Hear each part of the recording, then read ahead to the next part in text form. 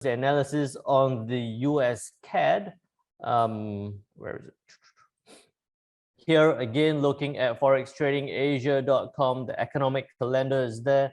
Today being Friday, we have a whole bunch of news, as we were saying. Pound, a lot of pound news, shared with you that yesterday, 2 days ago already. A lot of other news, but the main focus is the Canadian employment change, looking to go from 94K to 100K. Not a big employment change number here expected for the Canadians. But what you look at is the unemployment rate expected to go from a 7.5 to a 7.3%. So if this 7.5 does go to 7.3, that indicates that unemployment rate is getting better.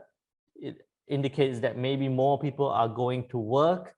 More people looking for work is being employed, which actually will show that the economy is cutting back on some of that slack, with moving a little bit towards the full, well, not full employment, but it's getting in a better scenario in terms of its employment numbers. So overall positivity for the Canadians if we do see it go from about a 7.5 to a 7.3. In this case, I think that we might even see a 7.2. With that in mind, the next thing to pay attention to is next week. I'll scroll through very quickly next week. You'll see that we do have a lot of news next week. So make sure, if you don't know what's going to happen in the news, make sure you turn up for this Zoom call where we have all the pound and Aussie and Euro news to be released. US CPI numbers, that's going to be crucial to see what happens there for the US dollar. But looking at the pound, looking at the CAD, where is it? Okay, we have the CAD CPI number next week.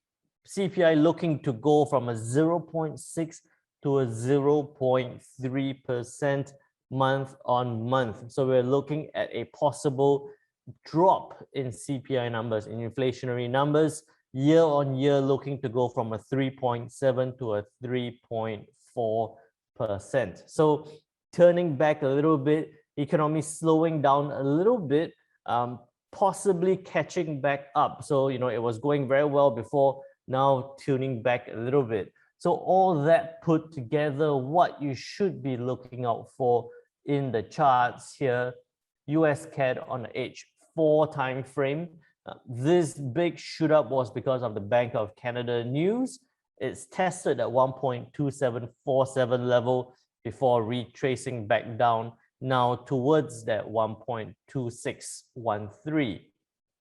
So given that I'm anticipating good employment numbers for Canada, what I think we could see is that downward move for the US CAD, testing the 1.2613 level.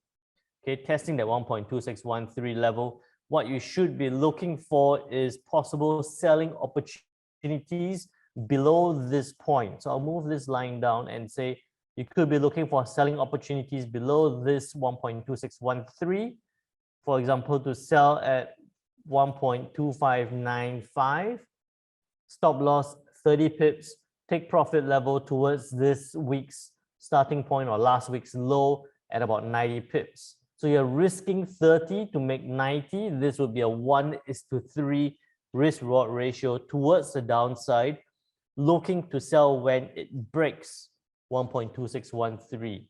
Okay, so looking at that, I think that we could see it move some strength for the Canadians, a little bit of weakness to continue for the dollar, breaking that 1.2613 at about 1.2595, 30 pip stop loss, 90 pip take profit level towards the downside. What I anticipate next week is that at this point, we could probably see it again climb back up to the 1.2613 and possibly even beyond that point, similar to what happened for this week, where it's done that point and bounced straight back up again. That's also because of the CPI number that we were just talking about. So short and sharp, Canadian analysis done, how to review your own trades and your own analysis.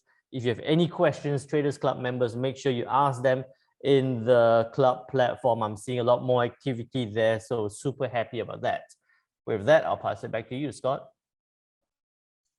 All right, thank you, Jin. Now, guys, if you did miss Gim Hong at the start here, I'll just quickly share the screen and just touch base on the YouTube channel. So if you haven't already, I would strongly recommend that you do check it out. The links have been shared in the chat as well.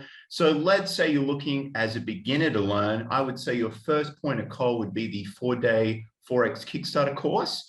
There are quite a few videos here as well, but they're a little shorter than the original version. So they're broken down into 46 episodes, all titled as well. Now we also have the daily currency call uploaded pretty much soon, straight after the call. So you can check out the full currency call. Gim Hong does his breaking news analysis as well. So we've got separate playlists for whatever you're looking for, the trade ideas as well that Jin or myself or Daniel will go into, and also Gim Hong shares his ideas too on higher time frame, sort of more set and forget setups. And then we also have the education section as well. And then we also share some high income skill material that will go into detail about what the LCMS Traders Club is and what the indicators are that we use. And we also have the testimonials for anyone looking to see what the clients have to say about Forex Briefcase as well, which is the managed account trade for you service too.